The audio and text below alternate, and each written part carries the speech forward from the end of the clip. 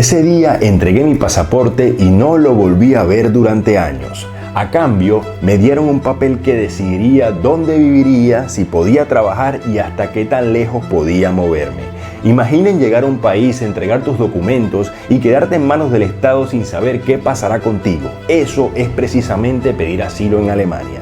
Para mí, fue uno de esos momentos que marcan un antes y un después en tu vida. No sabía lo que venía. Campos de refugiados, entrevistas, reglas nuevas y una espera interminable. Hoy quiero contarles cómo empezó todo ese camino y sobre todo qué significa realmente pedir asilo en este país. Voy a hablar desde cómo entrar al país, cómo fue llegar a un campo de refugiados, mi primer registro con la policía, exámenes médicos y sobre todo lo que significa realmente pedir asilo. Porque mucha gente cree que es un trámite más como llenar un formulario o renovar un pasaporte. Pero no, pedir asilo cambia tu vida por completo. Es poner tu historia, tu futuro y hasta tu libertad en manos de un Estado sin saber por cuánto tiempo. Este primer video es para que entiendan qué significa dar ese paso y cómo empieza todo. Antes de empezar, es importante destacar que está basado en mi experiencia personal y no es ningún tipo de asesoría legal. Cada caso es diferente, pero quiero contarles cómo se vive el proceso en Alemania. Yo no voy a entrar en por qué pedí asilo, porque cada caso es distinto y confidencial. Lo que quiero contarles es cómo funciona el sistema y cómo se vive desde dentro. Hoy no voy a entrar todavía en lo que son los documentos que te piden en la entrevista ni en el BAMF. El BAMF vendría a ser la Oficina Federal de Migración y Refugiados de Alemania. De esta oficina hablaremos durante todo el video por ser la encargada de tramitar y decidir sobre las solicitudes de asilo, así como coordinar la integración de los inmigrantes. Eso lo voy a dejar para otro capítulo. Este primer video es para que entiendan qué significa dar ese paso y cómo empieza todo. Yo entré como turista, eso significa que tuve que cumplir con los requisitos normales para ingresar a Europa. Pasaporte vigente, boleto de regreso, seguro de viaje y dinero suficiente para demostrar que podía sostenerme unos días y además tenía que decir dónde me hospedaría esos días. Entré directamente por el aeropuerto de Frankfurt y luego tomé un bus a Berlín donde me hospedé en un hotel durante varios días. Ya me habían dicho que se podía pedir asilo en el mismo aeropuerto, pero también me recomendaron no hacerlo. Y es verdad, pedir asilo en un aeropuerto en Alemania es muchísimo más complicado y ya les diré por qué. En Alemania, en algunos aeropuertos grandes como Frankfurt, Múnich, Hamburgo, Düsseldorf o Berlín, existe lo que llaman el procedimiento de aeropuerto. Eso significa que cuando llegas y pides asilo legalmente todavía no has entrado en Alemania, te llevan a una zona de tránsito cerrada y ahí mismo te hacen la entrevista del BAFTA en cuestión de días. Si la aceptan pasas, pero si la rechazan pueden devolverte. Eso implica varias cosas. Tienes menos tiempo para preparar tu caso, estás prácticamente retenido y es más difícil conseguir ayudas de abogados u ONGs. Por eso, en la mayoría de los casos, lo más recomendable es entrar como turista, pedir asilo dentro del país y ya luego iniciar el proceso más estándar. Así que en mi caso decidí no hacerlo en el aeropuerto, así que preferí entrar como turista, pasar unos días en Berlín y luego irme a la ciudad de Leipzig donde tenía un amigo que ya estaba pasando por este proceso, quien fue quien me guió en esos primeros pasos. Por eso es recomendable que tengas los requisitos para entrar como turista, porque si no te dejan entrar, lo más probable es que te toque pedir asilo en el aeropuerto y eso complica muchísimo las cosas. Cuando llegué a Leipzig, mi amigo me hospedó unos días en su casa y luego me llevó directamente a un campamento de refugiados. Fue allí donde por primera vez me acerqué a una ventanilla, entregué mi pasaporte y pedí asilo. Me llevaron a una habitación solitaria donde pasé unas horas mientras decidían qué hacer conmigo. Yo no lo sabía en ese momento, pero entregar mi pasaporte significaba no volver a verlo durante todo el proceso. Finalmente, me informaron que ese mismo día, casualmente y para mi mala suerte, había un brote de viruela en ese campo. Así que por razones de salud y protección decidieron trasladarme inmediatamente a otro campamento, pero que para mi desgracia estaba más o menos en las afueras de Leipzig. Llegué cerca de las 11 de la noche en un taxi que llamaron los mismos encargados del campamento. A él le entregaron mi documentación y el mismo conductor se bajó conmigo con el guardia de seguridad y entregó mis papeles en este nuevo campamento. Recuerdo que afuera había gente peleándose y fue justo en ese momento cuando me pregunté en qué me he metido.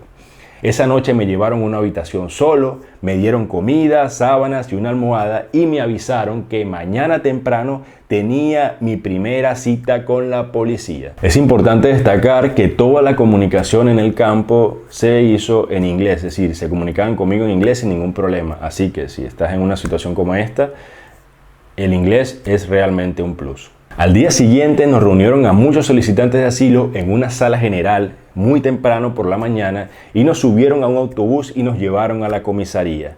Allí nos hicieron lo que se conoce como un registro completo, es decir, esa cita en la policía no era más que para hacer el registro de nosotros como personas que acababan de llegar al país. En este caso lo que se hacía era que te tomaban huellas digitales, te tomaban una foto, te tomaban el peso, la estatura, hacían una especie de descripción física con tu color de piel, de cabello, tus ojos y algún detalle que tuvieras, un tatuaje o alguna otra cosa, y a su vez se preguntaba si tenías o profesabas alguna religión. En este caso te preguntan también por tu religión, aunque esto solo tiene efecto si más adelante te registras oficialmente en una iglesia reconocida, porque ahí sí existe un impuesto.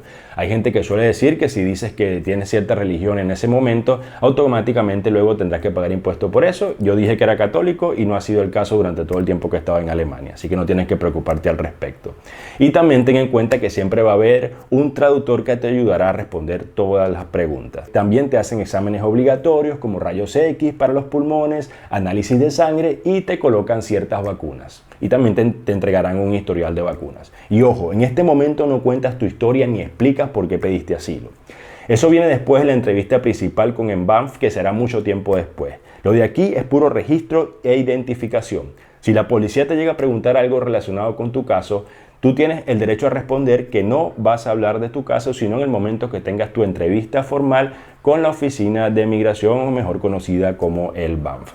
Y al final de esa cita te van a entregar tu primer documento en Alemania que te identificará que es el Aufenthaltsdatum. Ese papel sustituye tu pasaporte porque desde que tú entregas el pasaporte en tu campo de refugiados ya no lo vas a volver a ver hasta que termine el proceso. Con este permiso, que es importante decir que no es un permiso de residencia ni mucho menos, se utiliza para identificarte en todas partes, para trámites, en el centro de refugiados, en controles policiales. Básicamente es tu vida en un papel y además en el mismo aparecen tus restricciones, dónde puedes vivir, si puedes trabajar o no y cada cuánto tiempo tienes que renovarlo ante Ausländerbehörde. Déjenme detenerme en algo que para mí es clave y que mucha gente desconoce y aún así se adentra en este proceso. ¿Qué significa realmente pedir asilo? En términos legales existen varias figuras. Es el asilo político, basada en el artículo 16 de la Constitución alemana. Es cuando simplemente eres perseguido directamente por tu gobierno. Un ejemplo puede ser un periodista que critica al presidente y el Estado mismo lo persigue y quiere encarcelarlo. Una segunda opción sería la protección como refugiado basada en la Convención de Ginebra. Cuando la persecución viene por tu religión, ideas políticas, tu nacionalidad o por pertenecer a un grupo social específico. Ejemplo, una persona que pertenece a una minoría religiosa y es discriminada y atacada por eso.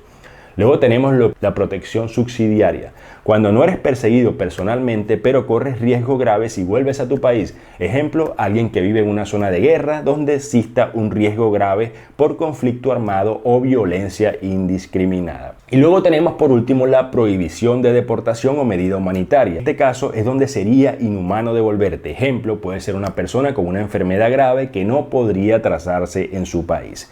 Y aquí hay algo muy importante. Para que un caso de asilo sea aprobado, tu situación tiene que encajar en alguna de estas categorías. Si no, el BAMF lo rechaza. Es decir, no basta con decir que en tu país hay crisis económica o que quieres una vida mejor. La ley exige que exista persecución, riesgo grave o motivos humanitarios claros. Cuando pides asilo, dejas de tener control sobre tu vida, porque a partir de ese momento es el Estado el que decide cosas muy fundamentales en tu existencia, como por ejemplo, dónde vives, si puedes o no trabajar, de qué puedes trabajar, cuánto dinero recibes para subsistir, incluso si puedes salir del lugar donde estás o no. Así que es muy importante que tengan esto en cuenta. Pedir asilo es poner tu vida en pausa. Es aceptar que tu libertad se suspende mientras alguien más, un funcionario, un expediente o una oficina deciden tu futuro. y esa espera puede durar meses o incluso años. No existe un tiempo determinado.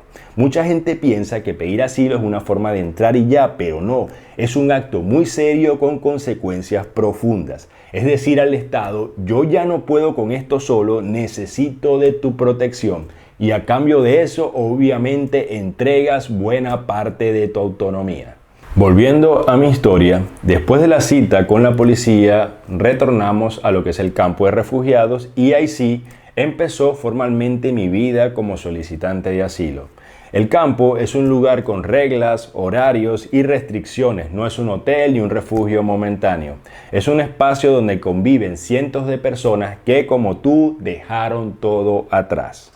Algunos traen historias durísimas, otros vienen con familias enteras y todos cargamos con la misma incertidumbre. ¿Qué va a pasar con nosotros? Ese tema sobre cómo es la vida en un campo de refugiados lo voy a dejar para otro video porque merece su propio capítulo. Hoy quería que quedara claro cómo empieza todo desde entrar al país, pasar por el campo, la policía, la salud, hasta regresar al campo y comenzar la espera. Ese fue mi inicio en el proceso de asilo en Alemania. Entrar como turista, llegar a un campo, ser trasladado, tener una entrevista con la policía, realización de exámenes médicos y finalmente volver al campo de refugiados a esperar. Esto es solo el primer capítulo de una serie de videos donde voy a contarles paso a paso cómo funciona todo este proceso. En el próximo video les hablaré de la vida dentro de un campo de refugiados con sus reglas, sus días y cómo funciona el famoso transfer. Veremos la entrevista en el BAMF, que es el momento más decisivo. Después haré un próximo video donde hablaremos sobre las resoluciones y qué hacer cuando te niegan un caso de asilo político. Y finalmente, cómo pasé de ser un solicitante de asilo a conseguir un Ausbildung y una residencia como empleado o trabajador calificado. Si este video le sirvió, por favor suscríbete, deja un comentario y compártelo. Porque pedir asilo no es un trámite cualquiera, es una decisión de vida. Y yo quiero contarles cómo se vive desde dentro, pero siempre con la verdad por delante. Así que sin más a que hacer referencia, me despido y nos vemos en el siguiente video.